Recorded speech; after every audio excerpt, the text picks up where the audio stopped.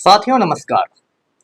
पटना बिहार से मैं Amitabh Kumar Das, IPS 94 batch, और आप देख रहे हैं मेरा अपना यूट्यूब चैनल दास बोले बिंदास। क्योंकि जब बुज़दिलों ने मुंह में दही जमा लिया हो तो दास का बिंदास बोलना जरूरी हो जाता है। साथियों, खबर यह है कि नरेंद्र भाई दामोदर दास मोदी ने सारी मलाई अपने हिस्से में रख ली है। सारी मलाई खुद चाट गए हैं और थोड़ा उसका बचा हुआ जूठा पलटू राम के हिस्से में डाल दिया है। और एक खबर यह भी है कि जल्दी ही मोदी जी पलटू राम की पार्टी को भी तोड़ने वाले हैं, कई सांसदों को खरीदने वाले हैं। अब ये वीडियो आखिर तक दिल थाम कर देखिए। साथियों, पलटू राम और भारतीय जनता पार्टी का जो रिश्ता रहा है, आप कह सकते हैं कभी नीम नीम, कभी शहद शहद, कभी बहुत बुरा, कभी बहुत अच्छा। एक समय ऐसा था जब 10-12 साल पहले अखबारों में एक तस्वीर छप गई थी, नीतीश कुमार और नरेंद्र मोदी दोनों हाथ पकड़े हुए हैं। इस तस्वीर पर पलटू राम को इतना गुस्सा आ गया कि उन्होंने भाजपा नेताओं का जो रात्रि भोज था, मुख्यमंत्री आवास में जो डिनर था, उस डिनर को कैंसिल कर दिया। और इतना ही नहीं, कोसी की बाढ़ के लिए जो 5 करोड़ रुपए गुजरात सरकार ने बिहार को भेजे थे, वो 5 करोड़ रुपए भी लौटा दिए। उन दिनों नरेंद्र मोदी गुजरात के मुख्यमंत्री हुआ करते थे। उसके बाद जब गोवा में भाजपा की राष्ट्रीय कार्यकारिणी की बैठक हुई और उसमें नरेंद्र मोदी को प्रधानमंत्री का चेहरा घोषित किया गया, तब पलटू राम इतना नाराज हुए कि उन्होंने भाजपा के साथ अपना गठबंधन ही तोड़ दिया। और ये सिलसिला चलता रहा। बीच में पलटू राम इतना नाराज थे भाजपा से कि वो घूम घूम कर करते थे कि बीजेपी का मतलब होता है बड़का झूठा पार्टी। नीतीश कुमार का ये वीडियो आपको सोशल मीडिया पर काफी वायरल होता हुआ मिल जाएगा। और जो मोदी जी हैं, वो कहते थे कि नीतीश कुमार के तो डीएनए में ही खराबी है, इनके तो डीएनए में ही खराबी है। तो इस तरह से होता रहा। और जो हमारे तड़ीपार गृह मंत्री है अमित शाह, वो अपनी सभाओं में कहते थे कि हमारे दरवाजे तो नीतीश कुमार के लिए बंद हो चुके हैं, है ना। तो इस तरह से लड़ाई झगड़ा चलता रहा। तो इस साल 28 जनवरी को फिर जाके पलटू राम ने पलटी मार दी और बड़े भाई लालू को छोड़ के भाजपा की गोद में बैठ गए। अब तो ये हाल है कि जब सभाएं होती हैं, जो चुनावी सभाएं होती थी, तो पलटू राम ने कहा कि हम लोग 4000 सीटें जीतेंगे। भाजपा वाले बस 400 सीटें जीतने की बात कर रहे थे, पलटू राम 4000 पर पहुंच गए और उन्होंने कहा कि हमें जिताइए। और मंच पर वो बिल्कुल नरेंद्र मोदी के पैर पकड़ने लगते हैं। तो ये स्थिति हो गई है। अच्छा, जब पलटू राम ने नरेंद्र मोदी के साथ मिलकर इस बार बिहार लोकसभा चुनाव में काफी सीटें जीती, 12 सीटें जदयू के खाते में गई, तो लोगों ने कहना शुरू किया पलटू राम के चमचों ने कि अब तो भाई पलटू जी ये बन गए हैं, किंग मेकर बन गए हैं। पटना में ऐसे ऐसे पोस्टर्स लग गए, होर्डिंग्स लग गए कि टाइगर जिंदा है, टाइगर जिंदा है। मतलब नीतीश के चमचों ने उनको सीधे शेर घोषित कर दिया, टाइगर घोषित कर दिया। और चर्चा होने लगी कि नीतीश बाबू तो इस बार 4 सांसदों पर 1 मिनिस्टर लेंगे, यानी कि 12 सांसद हैं तो 3 मंत्री लेंगे मोदी सरकार में। तीनों मंत्रियों के नाम दिया गए कि एक मंत्री बनेंगे संजय झा, एक मंत्री बनेंगे लल्लन सिंह और एक राज्य मंत्री बनेंगे रामनाथ ठाकुर।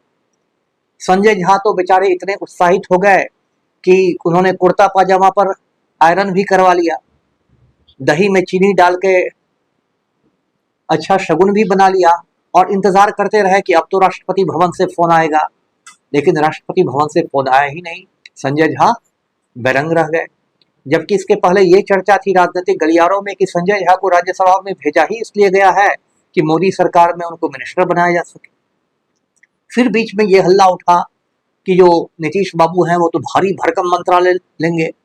ये माना जा रहा था कि 3 मंत्रालयों पर इनकी नजर है, उसमें से एक वित्त मंत्रालय है, एक रेल मंत्रालय है, हो सकता है कृषि मंत्रालय भी ले लें।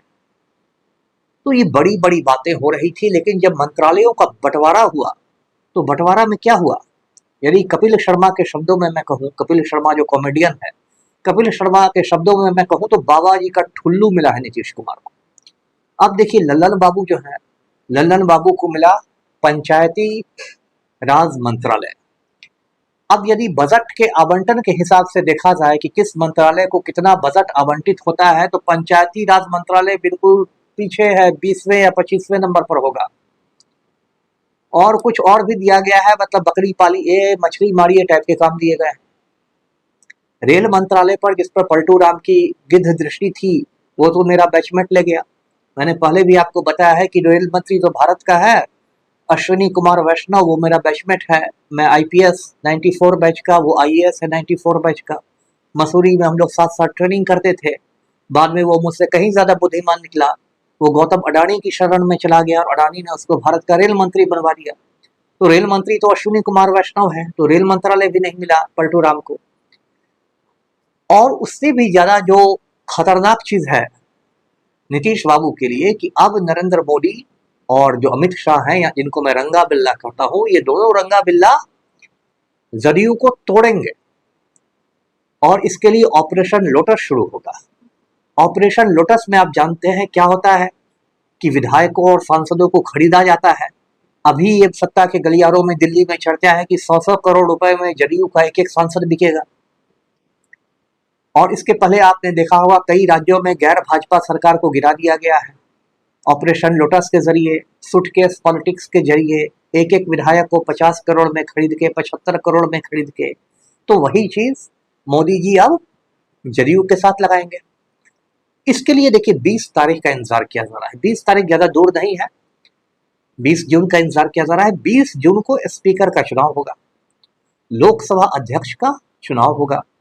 अभी जो चर्चा आ रही है कि भाजपा की नेता है पुरंदेश्वरी, जो एनटी रामाराव की बेटी है और चंद्रबाबू नायडू की साली, तो मोदी जी पुरंदेश्वरी को ही लोकसभा अध्यक्ष यानी स्पीकर बनाना चाहते हैं। और 20 तारीख को यदि ये भाजपा की पुरंदेश्वरी चुनी गई लोकसभा अध्यक्ष यानी स्पीकर, तो उसके बाद तो समझिए कि पलटू राम के बुरे दिन आ जाएंगे। क्योंकि जब भी कोई पार्टी टूटती है या तोड़ी जाती है तो उसमें स्पीकर का बहुत ज्यादा महत्व होता है, क्योंकि स्पीकर ही तय करता है कि जो टूटा हुआ गुट है, जो अलग हुआ गुट है, उसको अलग पार्टी की मान्यता दी जानी है या नहीं। यदि स्पीकर चाहे तो उसको दल बदल विरोधी कानून में फंसा सकता है, उसकी सदस्यता छीन सकता है। यदि स्पीकर चाहे तो वो उसको अलग गुट के रूप में मान्यता दे सकता है। तो स्पीकर की भूमिका बहुत अहम हो जाती है तोड़ फोड़ के मामले में। तो मोदी जी का गेम प्लान है कि भाई पुरंदेश्वरी को स्पीकर बना के फिर जदयू को तोड़ा जाए। और अमृतकाल जो चल रहा है उसमें सुटकेस पॉलिटिक्स होता है, 100 करोड़ में एक एक युवा और कर्मठ सांसद को खरीदा जाएगा। तो अब पलटू राम तो बहुत बुरी तरह फंसे हैं। जो कहते हैं ना कि चौबे चले छब्बे बने डूबे बन के आए। कहाँ पलटू राम सोच रहे थे कि मैं उप प्रधानमंत्री बनूंगा, तो रेल मंत्री मेरे पास होगा, रेल मंत्रालय, वित्त मंत्रालय मेरे पास होगा, वो सब रह गया इनका धरा का धरा। तो अब पलटू राम करेंगे तो क्या करेंगे। अब देखिए मेरी भविष्यवाणी ध्यान से सुनिए, कान लगाकर सुनिए। अब पलटू राम 2 मुद्दे उठाएंगे जोर शोर से। पहला मुद्दा होगा बिहार को विशेष राज्य का दर्जा, और दूसरा मुद्दा होगा राष्ट्रीय स्तर पर जातीय जनगणना। पलटू राम ये अच्छी तरह जानते हैं कि इन दोनों में से कोई मुद्दे को स्वीकार कर लेना मोदी के लिए आसान नहीं है, क्योंकि बिहार को यदि विशेष राज्य का दर्जा दे दिया जाएगा तो इस देश में लगभग 30 राज्य हैं, बाकी राज्यों में भी हल्ला मच जाएगा, तो वो मोदी नहीं दे सकते हैं। और यदि राष्ट्रीय स्तर पर जातीय जनगणना का आदेश हो जाए तो जो भाजपा का कोर वोट बैंक है, जो सवर्ण हिंदू है, अगड़ी जाति के जो हिंदू हैं, वो नाराज हो जाएंगे। तो मोदी इसमें से कोई मांग को आसानी से मांगेंगे नहीं। और तब पलटू राम बिल्कुल दार्शनिक की मुद्रा में आ जाएंगे, पटना में प्रेस वार्ता बुला के कहेंगे कि देखिए ये तो हमारे सैद्धांतिक मुद्दे हैं, इन पर तो हम कोई समझौता नहीं कर सकते, ये वो। और उसके बाद वो उस बहाना करके एनडीए से समर्थन वापस ले लेंगे और पलटू राम फिर राहुल गांधी के चरणों में लौटते नजर आएंगे। तो साथियों, ये स्थिति हो रही है कि पलटू राम को बाबा जी का ठुल्लू मिला है मंत्रालय बंटवारे में। पलटू राम की पार्टी को तोड़ने के प्रयास हो रहे हैं और बिहार विधानसभा चुनाव के पहले पलटू राम बहाना बनाकर एनडीए का साथ छोड़ देंगे। तो वीडियो को लाइक कीजिए, शेयर कीजिए और चैनल को सब्सक्राइब कीजिए। धन्यवाद। जय हिंद।